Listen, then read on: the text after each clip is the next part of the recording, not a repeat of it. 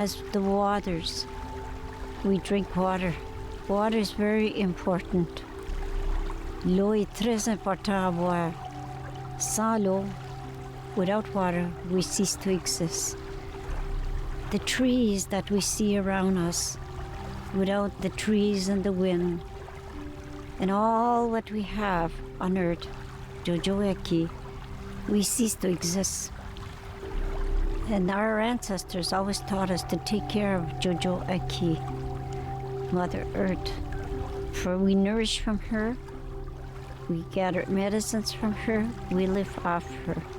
Chikjami Gwach, Chikjamalido, I thank the Creator. Je remercie le Créateur de tout ce qu'il nous donne sa terre, aujourd'hui et chaque journée. Miigwech.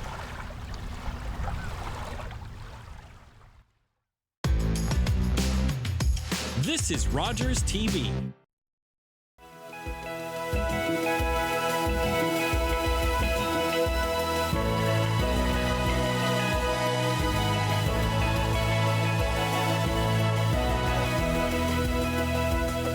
Thank you so much for joining us here on An Hour to Give. This week, it's all about Youth Ottawa, and I'm so excited to welcome their executive director to the show today, and that is the one and only Jessie Card. Hi, Jessie, how are you? Hi, Sam. I'm doing good. Thanks for having us. It's great to have you here. Tell me all about Youth Ottawa, because I think a lot of people might think they know what it is, but we want to start off on the right foot today. Absolutely. So Youth Ottawa was founded in 1997, so we're in our 27th year as an organization. I personally have been involved since 2018, but it was founded by Max Keeping, a local journalist and philanthropist and youth advocate, and also Jean Piggott, who we know City Hall is, the main foyer is named after her. She was an MP and a prominent businesswoman. They had the vision back in 97 to have youth contribute, so to be part of the solutions for the city that can affect other youth. The first thing they ever started was a gala event that would recognize the achievements and contributions that young people are making in the city to help their communities. They believed at the time that we needed to recognize these achievements and recognize the work being done by young people with the goal of making the city more opportunistic, more friendly to children and youth. So since that time, there have been a lot of different programs that have come and gone, and a lot of impact, but we're happy to be celebrating the 27th award event at the end of October. 27 years. Okay, I didn't know that part. Yeah. So that's fantastic. It's been going a long time. Yeah. We're going to get into all the details this year. We want to invite the community to attend 21 Under 21, which I'm so excited about. October 24th is the big day. Right. When you talk about the programs for Youth Ottawa, give me a sense of what you're offering youth. Yes, so like I said, because we're a federal incorporated charity, we rely on funding from grants and donations and some fundraising. But what happens in that type of environment, I'm sure all of my colleagues in the nonprofit sector would agree, a lot of times you're focusing on programs that are new, and you're putting up programs based on these grants. And when the grants run out, those programs don't have sustainability. So that's fine, like a lot of great work's done through those programs, but right now what we've tried to do is just focus on like 3 pillars of areas that can positively affect youth. One, active citizenship and civic engagement. So how do young people interact with their city? This isn't just a city for, adults, right? Like when you're a young person, in fact, newborns up to 25-year-olds make up 30% of the population of Ottawa-Gatineau. I just learned that recently too, in a recent study that the city put out. But that's a significant amount of people that are involved. Like, how are we thinking about the city, and more importantly, how are young people interacting with the city, and how are their voices part of the solutions that we put forward as a government and as a private sector? So civic engagement is one. We operate active citizenship initiative in high schools across Ottawa, where we teach youth to choose an issue that faces their community and come up with a solution and do something about it. Don't just learn about it, like actually get involved. Our second pillar would be social entrepreneurship. So I think this day and age, young people are looking at entrepreneurship as an actual career path. And we want to facilitate an environment where they get that experience firsthand, but then also there's a runway for them after they maybe do our program. There's an ecosystem there for entrepreneurship in the city. And I've heard from a lot of young people, I think there's a knock on Ottawa. There has been for a very long time that we're a sleepy government town, and it's hard for things to happen. And a lot of young people in the creative entrepreneurship space move to other cities. And I think we don't want that to happen. So I think we want to improve the situation for youth entrepreneurship in this city. And the third pillar would be digital literacy. So this day and age, like young people are online. A lot of the jobs are hybrid format. There are a lot of technical digital skills that are required to show up in society now. And also, you know, it's important to learn those types of skills, how to tell stories like you have done for your career, and also how to navigate the media around that, but also the responsibility of like, when is too much screen time too much? And I think that's an issue. We've seen just recently the schools banning cell phones, you know, and maybe that was a long time coming. There's good and bad, I'm sure, if you speak to people. But those are the three pillars of programming that we offer. And then, of course, finding platforms for youth and how to incubate their ideas and help them get to the third and fourth stage of their ideas. Love it. And I love you've kept up with the times as well, right? Because that's really important. Youth are always keeping me, you know, up with what's happening on. I've got a daughter who's 16. She's like, Mom, that's not cool anymore. This is the cool thing. So that's great that you've kind of gone along with that as well. I know you mentioned obviously the fundraising portion and those great partners you have. Can we talk for a second about RBC? I'm wearing my RBC blue today because, you know, I think about someone like Glenn Sheen at RBC, very dedicated to Youth Ottawa. Talk to me about how important that partnership's been. Yeah, so RBC has been the title sponsor for this event when it was called the Spirit of the Capital Youth Awards. They came in 2018, so they've been a strong supporter for this event. They understand the importance, and it's part of their greater strategy that I think is just coming up on their 8 years of a $500 million commitment to service youth. And to help train youth for the jobs of tomorrow. I think that is one thing that we align very much on in terms of, you know, there are concerns. Young people have concerns about how to afford houses, how to afford school, the relevancy of their education. Is that actually equal jobs in the end of their investment? So, you know, I think RBC understands that they see this event as part of the solution of building that ecosystem and platforming these youth. And we're just ecstatic to have them on as long as we have. Really, the event wouldn't go forward without their support. So it's really important. Yeah, they're wonderful partners for sure. Let's talk about 21 under 21. Yeah. I saw the nomination process. Yes. Then we see obviously the events happening October 24th. We're going to meet some of those incredible recipients a little bit later in the show. But talk to me a little bit about this event, because I'd love to see the room nice and full of people celebrating these youth. Yeah, absolutely. So like, you know, these are 21 young individuals, 21 years or younger, that have done some remarkable things that deserve the recognition. That was the original vision of Max Keeping and Jean Piggott. And I think that what's really important is that we want the community to be able to come around and support and celebrate these young people, because, you know, designing solutions for young people, designing programs is one thing. But if we can, and at Youth Ottawa, we really believe, if we want to scale and make these opportunities available for everyone, we have to build capacity. And who better to build that capacity than to empower young people that are already doing amazing things and give them the potential of doing even more. And we want to do this every year. So we've taken our award recipients from 14 being recognized every year to 21. That was one of the other benefits of moving to this platform and this new model. But also the rebrand, we've done that in consultation with young people and with our board and with community members, and we want to build some more relevancy in it. So when you win this award, what does that mean? you know, what other opportunities can come from winning this award that previously wasn't there under maybe the RBC Spirit of the Capital Youth Awards brand. And we have aligned that with the 40 under 40, which of course the OBJ and the Ottawa Business Journal has put on. So we really do believe there's a lot of potential of creating some synergies between more mid-level and senior, you know, business people with youth that are coming up that are the change makers that are going to shape the future of this city. Let's get them in the room more often. Let's open up doors. Let's open up opportunities. And as a city, as Ottawa, we need to be a little bit more opportunistic, I think. For sure. Can you imagine if someone won a 21 under 21 and they run a 40 under 40? I think it will happen. I think so too. I'm actually really excited about that. That's awesome. Talk to me a little bit about how people can get involved in this event. We like I said, we want a packed room. You know, we're getting down to the wire in terms of the date. Couple weeks. But is there still an opportunity for sponsorship, for instance? There is, yes. We do have some more ward level sponsorships. We've sold out of some of the tiers that we have, but we do have the opportunity for folks to come on as a sponsor for to help us with the award. Every recipient is receiving a $1,000 bursary that night, so $21,000 is going out. So we need the community to rally to help us make that happen. But also, if you just want to attend, I think, like you said, we want a packed room. Yeah. We want these young people to know that the community has seen and recognized what they're doing and are kind of cheering them on.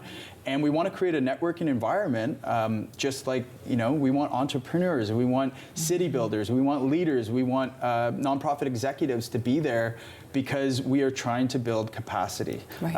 As opposed to, you know, just one of, like me running a program, you know, if we had 30 young people running programs and having job opportunities come by being part of the solution and running those programs, we can have impact on many layers, and that's what Youth Ottawa is trying to do. What's it like to be the executive director and have all these young people around you and their energy and their the dynamic ideas they have? It's wonderful. I mean, I think that's why I got into this work. I don't like to say no. I think anything is possible. I truly believe that young people have energy, they have passion, and sometimes when they come to you, you have the keys to their success because you know the right person. You can make the introduction. I think it's almost like an obligation of people to open doors for younger people, to give them something that they need, or say yes to a few of their ideas early on, because that is what inspires them to keep going. You know, I can think in my life, you know, if a few people hadn't said yes and helped me, then I probably wouldn't have got to the next step or the next business. So that's what we have an opportunity to do. And the 21 under 21 is just another vehicle to do that type of work. Who else do you want to thank for this event? Are there other partners you want to give a shout out to? I want to thank my staff, my team. They've been incredible planning these events. Alyssa, Stefania, Adam, you know, it truly takes a team to put off all these events. And I also want to thank, you know, the other partners that are doing work in the space of youth services. You know, the YSB, BGCO. I really do believe we're part of an ecosystem, and we all play a role. And the more that we can all kind of get together and fill gaps and support each other, the better. So I want to thank everyone in this space, helping Ottawa become more friendly, more child friendly, and more opportunistic to young people's ideas. I love it. I love it. Jesse Card, Executive Director of Youth Ottawa. We're going to chat with you in a little bit, so don't go anywhere. Okay. We're going to introduce you to some great recipients as well. Stay with us here on An Hour to Give. I'm Sam Laprade. Come on back, everyone.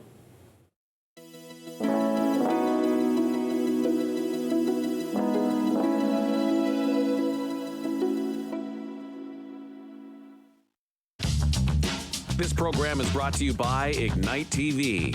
Now you're in command. Visit Rogers.com for more details.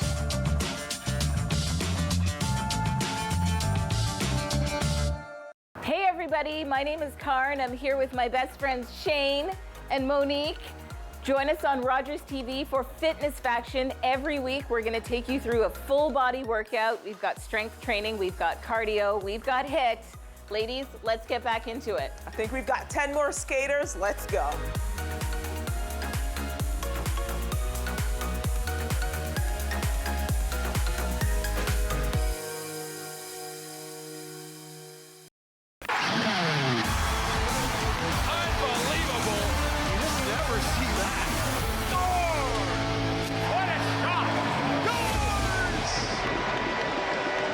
NHL on Rogers TV. Join us Monday to Friday on Daytime Ottawa as we showcase some of the fabulous things that are happening in your city. We'll showcase some local businesses. We'll also have a little bit of fun with food and fashion. We'll talk a little health and wellness, and we'll share some of those inspirational stories of some of those local people that are doing absolutely amazing things. Tune in at 2 p.m. live Monday to Friday with repeats at 6 and 11 p.m. Hi, can I take your order? Hello? Oh, hey. Wait, what was the question? Let me guess. One driving high combo, extra baked? No. Could I get a burger with a side of fries? Think you're a better driver when you're high? Think again. Smoking weed affects reaction time and concentration. A message from Mad Canada.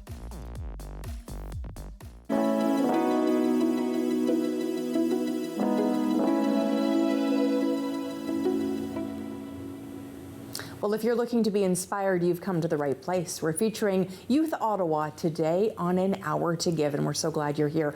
I'd like to introduce you to two young gentlemen by the name of Kevin Joseph and Brian Liu. Nice to see you both. Nice to see you as well. Thanks for being here. Thanks for having us. And you're part of Youth Ottawa, the 21 under 21. Tell me a little bit about hearing the news that you were nominated for this award. I mean, I think it was huge for us. We applied as an organization, so we're called Food for the Capital, and we work to help relieve food insecurity in Ottawa. And so for us, I think this was a huge step for us in terms of building our recognition, building our brand, and getting exposure, and also just like getting to hear that people appreciate the work that we do was really nice. Oh, absolutely. I'm so excited for you both.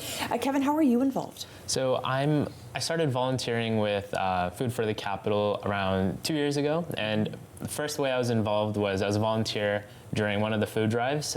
So me and my sister Angeline, we drove to a nearby, I believe it was a metro, and we set up a table. We had the Food for the Capital sign, the Barhaven Food Cupboard, Canada Food Cupboards, which we're partnered with.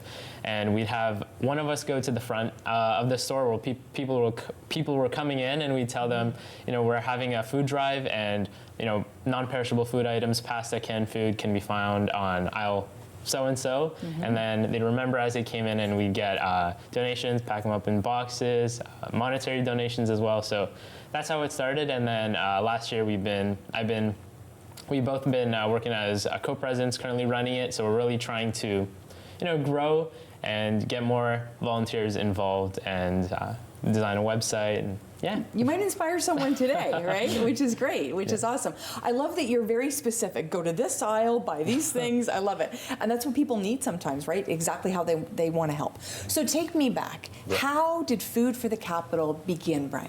For sure. So we started as high school students, me and my partner Josh, and unfortunately we saw that during the pandemic, obviously, stores are closing down. Like there was a really big need for food banks. And so we thought, how could we help, right? And as we were going through the stores, we realized the donation boxes that they had seemed quite empty. And also another issue was that during this time, with a lack of volunteer opportunities due to the pandemic, obviously, some students needed volunteer opportunities to graduate high school, right? And so we thought to combine these two, give students the opportunity to help out, and then also give back to the community through food donations. And so this sort of worked together. We reached out to stores, to food banks, and we were sort of the intersection between the two. And it worked out. We got a lot of donations, and then we've been going ever since. So I'll tell you, there was a lot of young people during the pandemic that played video games and hung out in their basement. You two didn't do that, and you've joined a couple of years ago. But talk to me a little bit about all the things that youth could be doing today. Why focus on this? Yeah, there's definitely a lot of opportunity, especially with digital platforms as well that youth can dedicate their time to, but really going beyond that and looking what impact can you make in your community, whether that's on a very small scale or a larger scale. And a common problem like food insecurity, it's a problem that's not going to be going away. And joining in an organization like Food for the Capital really, appealed to my sense of just helping out, really just trying to help out and help people in need. And when you go to any grocery store, they'll usually have like a donation box near the exit, but as Brian mentioned, they're often empty, and having a sort of motivating people, like being there, really helps them and really encourages them to donate, which it's just a positive for the Ottawa community in general. Yeah, for sure. Beautifully said. And I think, Brian, when we think back to the pandemic, I mean, obviously, what a challenging time. But do you kind of look back on that time as kind of a rallying force for many youth, friends of yours, and acquaintances? I think for sure, because I think it made us realize how vulnerable society is. And I think during our normal lives, you don't necessarily see that as much, but with the pandemic, it sort of highlights everything, right? So the need for food increases, the need for all these other things, suddenly it's in your face, you can't avoid it. And so I think this kind of gives us a wake-up call and lets us know what the issues are. And if you're willing to take action to help out, it gives you the opportunity to do that. And I think that was really great. For sure. And what happens when you tell your parents or tell your family that you're up for this award? What did they say? Obviously very proud, and I know I came on not too long ago, so I'm working on helping attract like a variety of people, to young people to help out, and obviously they were very proud. But yeah. How about yours? I think first of all, they were surprised. They're like, oh, I didn't know you like another award for the organization. Great. But I think it's really amazing because we've been doing this for so long, 4 years. So getting that recognition after 4 years is incredible. And also, I think it inspires also our younger generation. So obviously we brought Kevin along. We brought a lot of other high school students who were previously volunteers to get involved. So I think this can also inspire them, know that we are having a big difference, and for them to want to join, want to keep helping out. I think that's a great thing.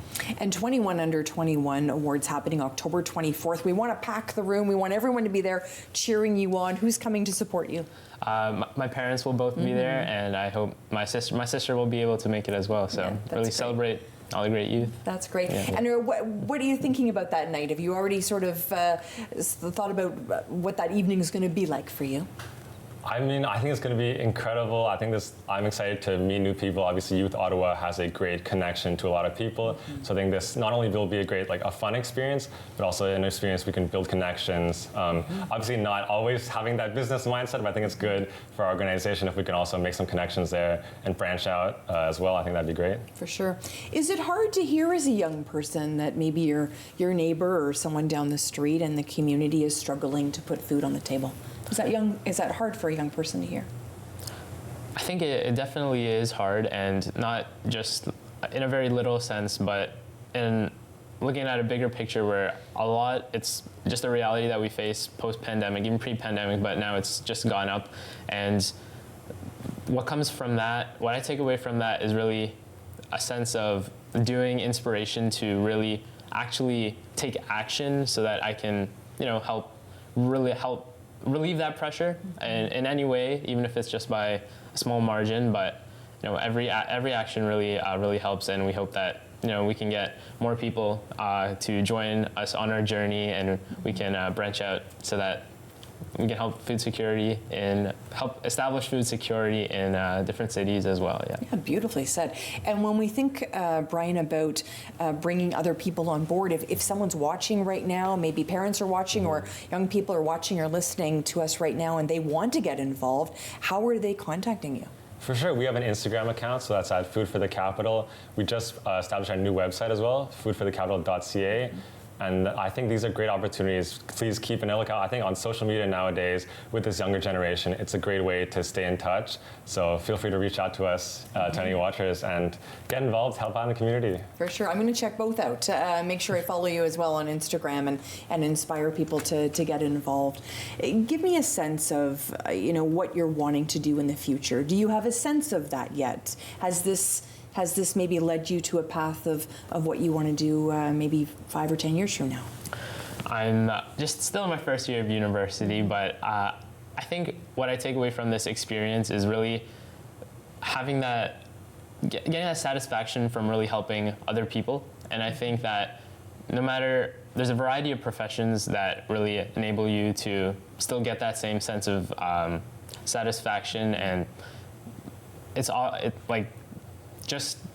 you can always continue this continue with Food for the Capital, scale it to much larger organization, and I think that sentiment is just one that I want to carry into no matter which profession I choose, but I'm still figuring that one out. Yeah, absolutely. What are your dreams for Food for the Capital? I think along the same lines of Kevin, I think we've learned that our ability to give back is incredible, and so I think in terms of the organization, being able to expand our reach to, first of all, the entirety of Ottawa. Right now, we're mainly located in Canada and Barrhaven, but Ottawa as a whole obviously is a very large city. And then perhaps, we said Food for the Capital because Ottawa is the capital of Canada, but maybe it can be other capital cities as well across Canada. So I think there's lots of room for expansion there. Yeah, I love that. I love thinking about growth already, which is great. Give us a sense as well when we think about all the people that would have helped you. Is there people that have sort of helped this journey along? Yeah, for sure. The two people that immediately come to mind are Brian and Josh for helping my sister and I come on board, and the whole Food for the Capital team, a lot of volunteers, high school student volunteers, university student volunteers who've really helped work together to plan these events, which is a whole thing in itself, and then actually executing at these events so that we can get a lot of food donations as well as monetary donations, and the team. If you don't mind, I'd also like to add on. Sure. I think I want to give a special thank you to all of the food cupboards who took the chance on us as a group of high school students. Obviously, we weren't a credible source at the time, but taking the chance on us, thank you to the Canada Food Cupboard, Barrhaven Food Cupboard, Ottawa Food Bank, and Shepherds of Good Hope. Those are all the organizations we worked with, and they've been so kind in helping us, arrange the donations, picking up things, helping us give the credibility for us to contact stores so they're more open to partnering. Thank you so much to all the food banks. I'm so glad you mentioned that, because I think that's a really big part that we want to have youth listen to when you come and say, I want to help you with your problem, that we give you a chance and we say absolutely and jump on board. I think it's wonderful. They're probably thrilled, by the way, because I'm a fundraiser by profession, and I'll tell you, I would be thrilled if you two came knocking on my door for sure. Yeah, it's wonderful. And the big night, are you excited about that? Are you looking forward to that? What would you like to say to Youth Ottawa about the big night of 21 under 21? Youth Ottawa, thank you so much for this opportunity, just for the award and for this recognition.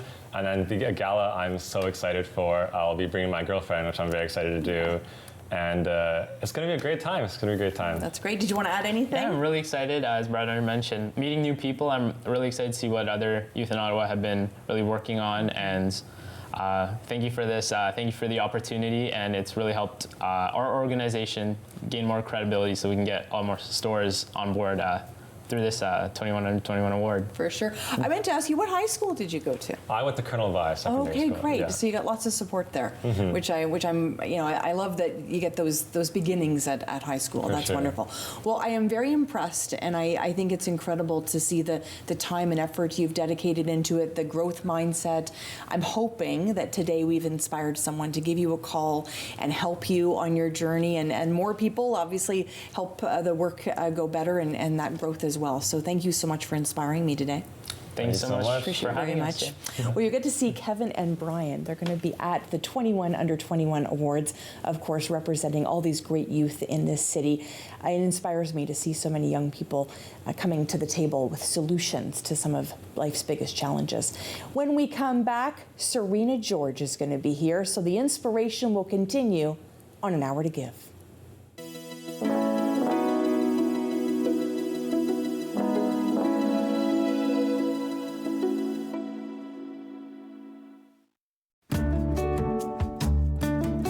Welcome to Community News and Events. I'm your host, Candace Knights. As summer comes to a close, Ottawa Tourism releases its 2024 Economic Impact Study, highlighting the city's tourism industry post-pandemic. The study reveals that Ottawa attracts 9.8 million visitors annually, generating $2.6 billion in spending. The visitor economy supports over 35,000 jobs and contributes nearly $2,000 in government services per household. From Victoria Day to Labor Day, hotel demand increased by 4% compared to last year, showing positive momentum towards surpassing pre-pandemic levels. New air routes by Air Canada and Porter Airlines, as well as return-to-office mandates, have boosted tourism. The summer also introduced 2 new visitor attraction passes, one geared towards family experiences and the other focused on museums. Those passes are available at visitottawapasses.ca. Join us Monday to Friday on Daytime Ottawa as we showcase some of the fabulous things that are happening in your city. We'll showcase some local businesses. We'll also have a little bit of fun with food and fashion. We'll talk a little health and wellness, and we'll share some of those inspirational stories of some of those local people that are doing absolutely amazing things. Tune in at 2 p.m. live Monday to Friday with repeats at 6 and 11 p.m. Kids these days, people say we lack initiative. And technology, that we're all addicted. Kids these days, we hear that we only care about ourselves. Apparently, we're lazy. And don't seem to have any sense of independence. Actually, kids these days are facing a lot because the world has changed, and so have our health issues. Kids these days, we could really use your help. Join CHIO in our biggest fundraising campaign ever to transform pediatric care.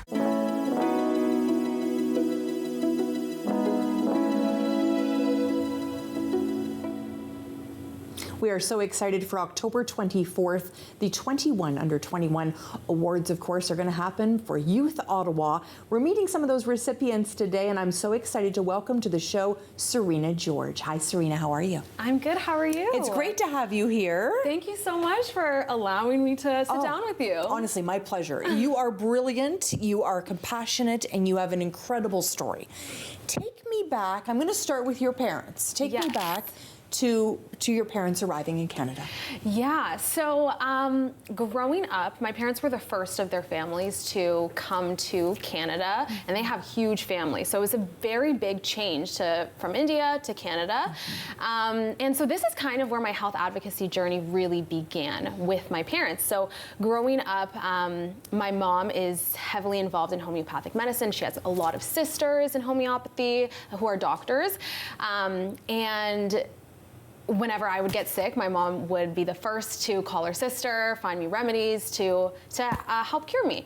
And it was really when I had conversations with my friends and my pediatrician where I understood kind of the stark contrast between the two. And it wasn't really just in that scientific basis, but it was also within the way people treated you, because homeopathic medicine isn't very conventional. It's something that people often look down upon, and oftentimes people look down on your culture and your background and where you come from. And so this is where I first kind of saw a hole in, the medical field. And being someone who was very involved in my family and their values and our culture, I think that this is where I wanted to start with my health advocacy journey. And I've been able to work with so many incredible organizations today to further this agenda. It is incredible. Honestly, I'm in awe. I'm in awe. So kind of what age do you think you sort of really realized that you could make a difference here? Honestly, well, from a very young age, I realized this difference between homeopathic and Western medicine, where people, didn't understand. They didn't really treat you the same. And I even remember at the age of 6, just talking to my friends when they were getting Tylenol for their headaches and I was getting like Bryonia. And so growing up in high school and really in university, honestly, I got started into joining nonprofits. One of them is the Canadian Medical Protective Association.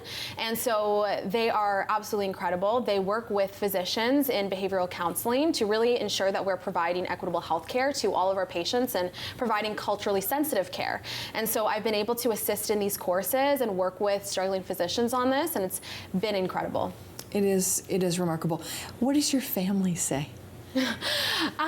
Well, they, it's interesting because, they come from the homeopathic background and I'm here, going into Western medicine, and that's where my interest lies. But I think overall, they're just proud to see me make a difference. And yeah. And so tell me a little bit about the impact that you would have had, and that you will continue to have in terms of this work. Yeah, so it really doesn't stop with, just Western alternative medicine. It also, for me, it expands to having equitable health care for all. So another organization that I am so grateful to work with is Every Canadian Counts, and they actually work with improving accessible sources for those with chronic long-term disabilities. And so I've been able to work with political parties in implementing a national disability insurance plan to make sure that people with disabilities can have access to equal health care for their entire life. And this is something that we've really struggled with because oftentimes if you don't have a disability, you kind of forget that set of people.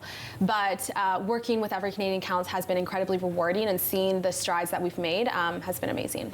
And what's the reaction of some of these organizations when you maybe knock on their door and say, I have an idea I want to share, I think this can be impactful and it can impact Canadians? What do they say? It's interesting because you would think, obviously we do want equal health care for all, but it is really a bit more difficult than that. Getting into policies was something I was a little new to. It's something that I didn't really have a lot of experience in. And so I would send millions and millions of emails, and a lot of them don't get replied to. A lot of them, say we can't help you out. But it's really when you just need that one person who believes in your goals and the goals of Every Canadian Counts, that's where you can make the push to continue. Who was that person for you? Well, we've worked with a lot of amazing individuals. A lot of the Liberal Party presidents have been in support of Every Canadian Counts and implementing that national disability insurance plan. But nothing's set in stone yet, so yeah. So tell me about going to university. You're in year 4, I believe, at Ottawa U? Exactly, yes. So tell me a little bit about what you're taking. Yeah, so I'm taking translational and molecular medicine, which definitely aligns with my goals of pushing health advocacy. I absolutely love my program. I've been able to meet so many like-minded individuals who have similar goals to me and are looking to pursue advocacy. So surrounding myself with these people has been amazing. And take me to the moment you find out that you're going to be a recipient of 21 Under 21. Do you remember the second? Yes. Honestly, I applied to it just on a whim. I found this award through one of my friends who was a previous recipient, and I applied. I think it was in August that we found out, and I was on Do Not Disturb, so I had no clue until like 5 hours later. But it was such a nice surprise to see that my work has been recognized. I think a lot of the times that even myself, I have like imposter syndrome, hearing everybody's amazing contributions to the world, you kind of compare yourself, and it's hard to really recognize that, okay, wait, maybe I am also a youth leader. And so seeing that recognition was truly rewarding. Oh, absolutely. And imposter syndrome is an absolute real thing. Exactly. So even at 53, I can tell you it's a real thing. So talk to me a little bit about being a young woman, of Indian descent. Tell me a little bit about how important it is for your family to see you flourish like this and thrive. Yeah, exactly. So like I mentioned, my family was, the first of their respective families to come to Canada. So, there were struggles at times, but I feel like right now we've created such a wonderful community, and I've been able to work with said community. So I am Malayali, so we work with the Malayali Association of Ottawa, and a big part of who I am is my culture. And so I love to share that through dance, through singing. That's one of my biggest passions as well. Outside of health advocacy, I think bringing people together and making that connection is so important in creating just a wonderful community. And our healthcare system, it definitely has its challenges. This is definitely one step to try and improve it. It's really incredible what you're trying to do. Yeah. I think so globally, I can work with nonprofit organizations, but I also really believe in the importance of those one-on-one interactions. And so currently I work as a medical assistant at the Canada Muse Clinic. And I also have the opportunity to work at the Queens Bay Carleton Hospital in their emergency room. And I think that, you can kind of see how impactful it is just having a smile on your face and treating people with respect and ensuring that they feel comfortable to come into clinics, come into hospitals, because this is a very scary thing to go through. And, just seeing those small, minute interactions, I think, are incredible. It feels like everyone else gets 24 hours a day and you get 36.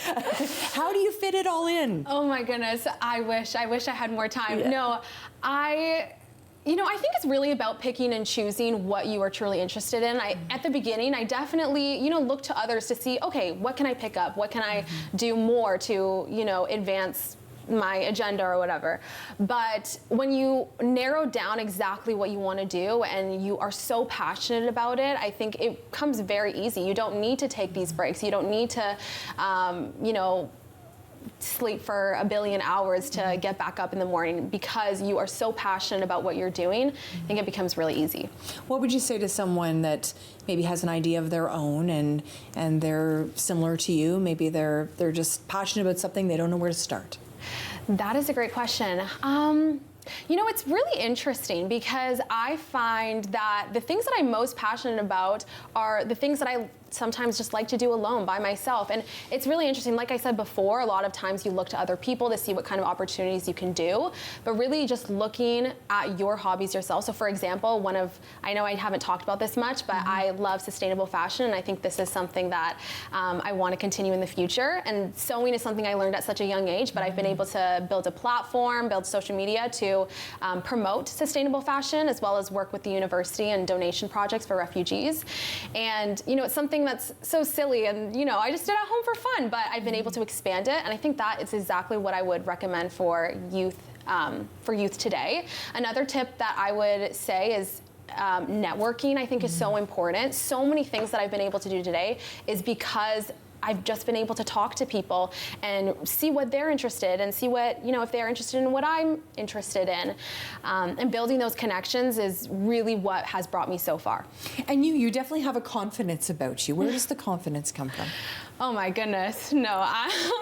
Honestly, I would say I'm one of the least confident people. I think you just have to project yourself, put yourself out there, and hope that people receive you well. You are doing a fantastic job. You're doing a fantastic job. So what's going to happen, Serena, after you finish university? Yes, so health advocacy definitely does remain at the forefront of my goals. I would love to have the opportunity to go into the healthcare field, but also primarily focusing on those underserved populations and ensuring that they have accessible healthcare everywhere is definitely going to be one of my goals for the future. That's incredible. Are you getting all ready for the big night, October 24th, the big night? The big night. 21 under 21, Youth Ottawa going to recognize all of these incredible youth that we've spoke to a couple of earlier today, Brian and Kevin and yourself and lots others.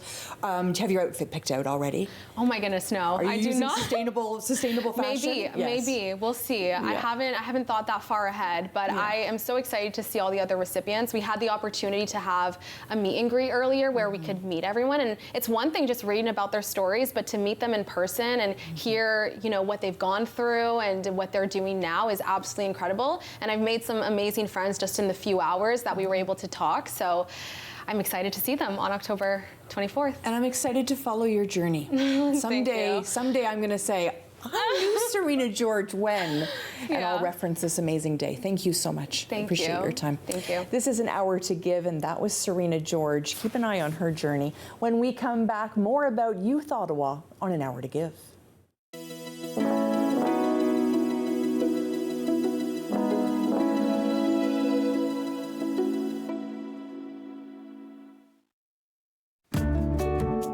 Welcome to Community News and Events on Rogers TV. I'm Brianna McMahon. The Ottawa Public Library Alta Vista branch now holds the Crafternoon sessions. These 60-minute sessions will run on Fridays at 4 p.m. It began on September 20th and will continue until December 13th, providing a regular riveting activity.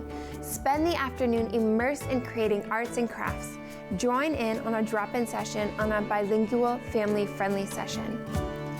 The Ottawa Public Library 1705 Orleans branch now holds the Adult Crafternoon sessions.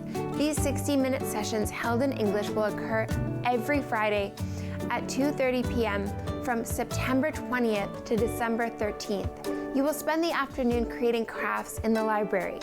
The library will create a new craft each month.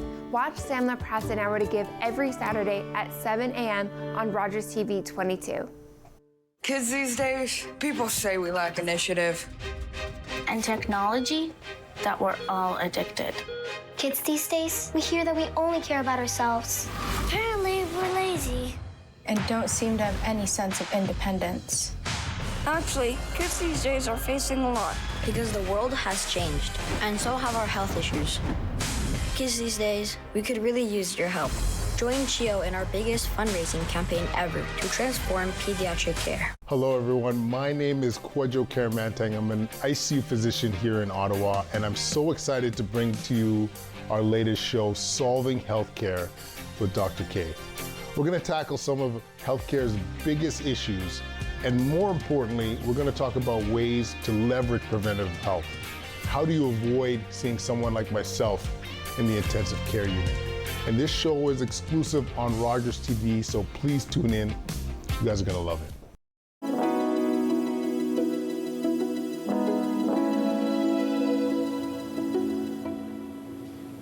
Well, I know you've been inspired today. We're going to continue the conversation about Youth Ottawa with Jesse Card. He is the executive director, and he does such a great job over there, Jesse. We've just met some incredible recipients, and boy, oh boy, I just sit in awe of them and what they've accomplished. And we've just met 3, right? There's so many more. Yeah, I mean, I really do believe there's something really remarkable about these young people. And I mean, we've just met 3. Think about how many young people are out there that may have an idea, but maybe don't have the confidence to actually act on it.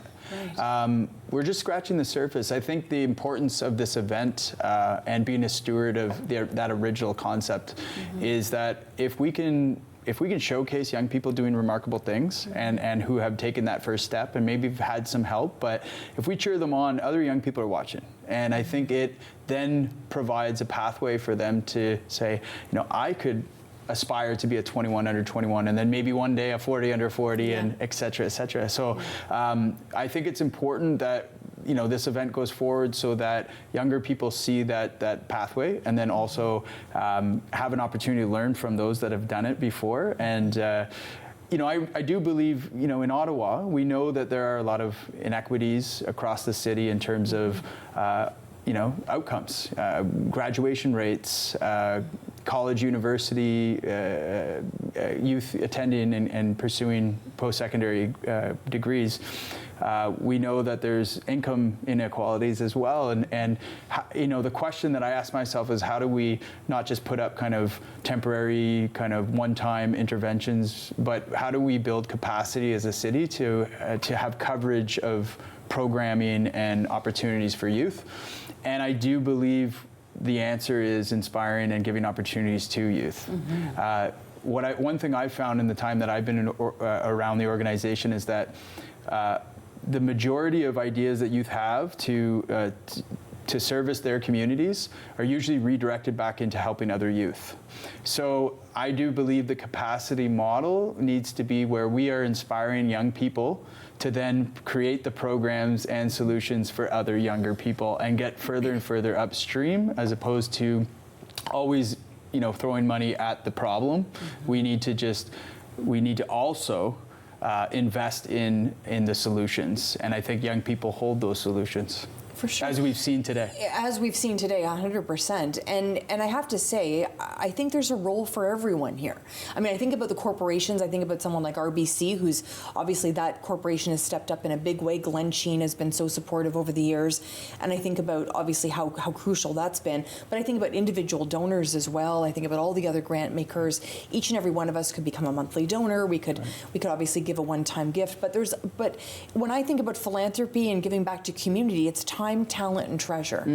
So where can we fit into Youth Ottawa? Where's there a role for all of us, Jesse? Yeah, I think all 3 of those pillars, that's really beautiful that you said that. One of the struggles with time with Youth Ottawa, and I think many other grassroots organizations, is that in order to take help, receive help, and then distribute that help in effective ways, like that takes capacity and time as well. So I think, Youth Ottawa was 27 years old, but I mean, we're very much still a startup. We don't really have core funding, so we have to be very creative. But I do think that it's important not to be chasing things that are not going to be there tomorrow, but rather taking a step back to say what is going to push the needle over a long period of time. And we've been fortunate to work with many school boards, and I think there's a solution there. I mean, we have a lot of infrastructure that's publicly funded in schools, gymnasiums. They sit empty in the summers and in the evenings. I think we need to be a little bit more, we need to come together as a community and as a city, and I think there are goals that the city has to move in terms of inequity and supporting children and youth. There are academic goals that the school boards have. And then there are post-secondary goals of having youth move through the educational model and system to become healthy contributors in society. But we it's no surprise we all operate in silos, and many times we compete. And how can Youth Ottawa at least help bring those folks together to align the goals that very much overlap and be a little bit smarter so that we can create solutions that will impact youth for the next 100 years. Right, yeah. And I think it's really important that you mention the sustainability.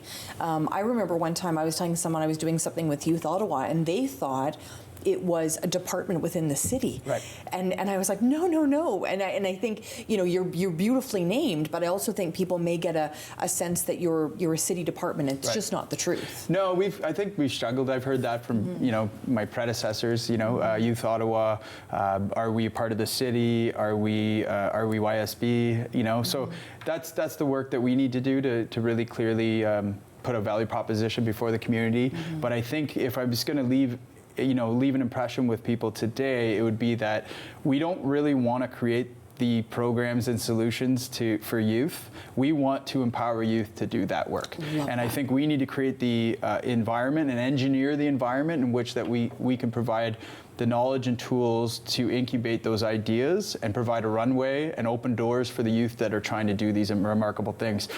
The RBC 21 under 21 is kind of a showcase to show that model works, that young people are already doing these things. And if we ramp those efforts up and we start impact investing in young people, and Youth Ottawa is maybe the engine that helps do that, but really that is the key to long-term success and impact, I believe. And the equity piece, I think that, just going back to what you said a few minutes ago, that there's people represented from all over the city, that there is some equity in terms of the opportunities they're given to maybe a school in the core that's also given to a school in suburbia. I'll give you an idea. So we run a social enterprise program in the school boards, and the Catholic School Board has one as well. We work collaboratively with that. The idea is to provide teachers the tools to teach entrepreneurship, even at like a grade 7 or in some cases a grade 4 level. Wow.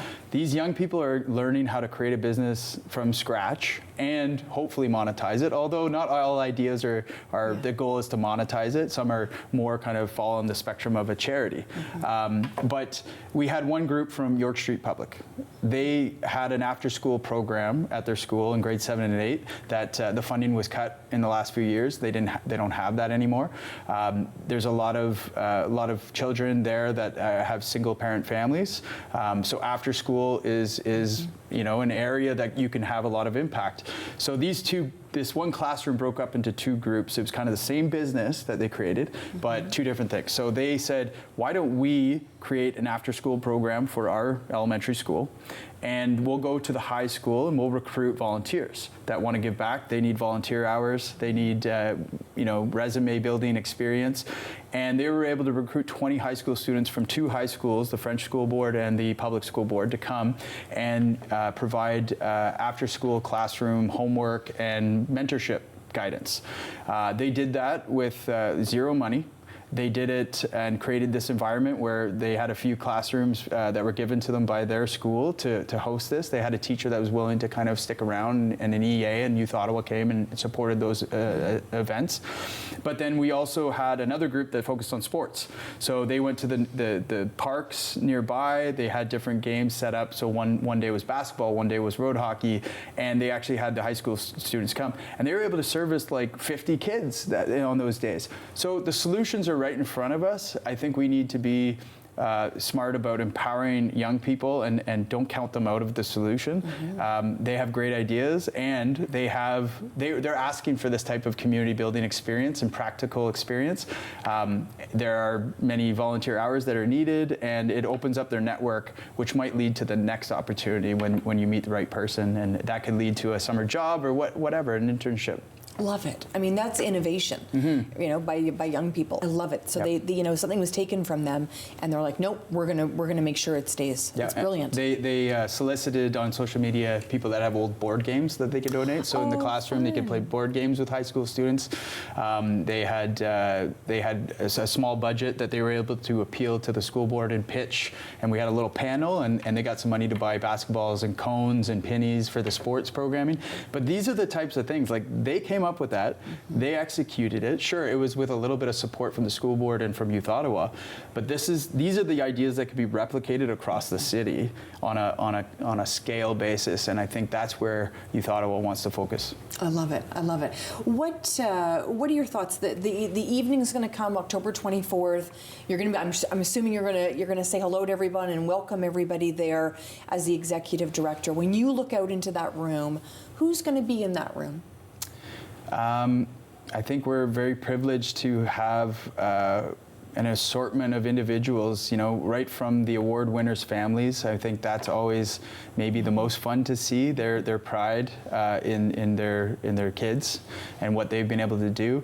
But I think we're with this rebrand to 21 Under 21, we've made a concerted effort to try to bring the business community into this. You know, I think for sustainable solutions for our communities, it's a mixture of grants and public funding, donations, but also the business community has always been so great in Ottawa to step up for so many different causes. You've been able to interview so many nonprofit leaders over the years with this show, and you know, give them the platform. But you know, that's important. Young people don't just need you know, connections to school and networks. We need to open up the communities to younger people and find ways to bring them to tables, you know, not only municipal decisions that are happening at the city level, but also the business community. Being a little bit more open to young people into the business communities, the BIAs. I think there's an untapped potential there where young people starting to get into business understand that these business supports exist in Ottawa, and conversely, you know, those business supports are open and inviting to young people to come into. Well, and I also think in terms of the talent pool, you're going to have 21 brilliant kids there that night. I shouldn't call them kids, youth there that night that potentially could be working for their business someday. I mean, to support that, and maybe you're meeting your new staff member that night. 100%. Yeah. I think you'd be lucky to get them. Yeah, exactly. And so innovative, so much energy. Yeah. When I was interviewing Brian and Kevin and Serena, I just felt like I got more energy being around them. That must be for you as well. Oh, totally. You know, I feel like, you know, it's easy to become, you know, jaded as an adult, right? And working with young people, they don't have that. And it encourages you to look at possibilities and like opportunities and to say yes. And I think as a society, we've got to take that from young people, right? They can give that. That's a gift for us. So no question, young people are going to shape this city moving forward. The earlier we can get them involved, the better.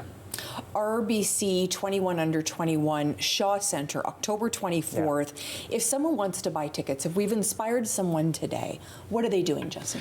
So you can go, we'll share the links, like if you go to the website, youthottawa.ca/events/21under21, you can go on there. There's still sponsorship opportunities. We're grateful for any corporate sponsorship. A lot of recognition for your company that we can provide you on that evening and throughout the year.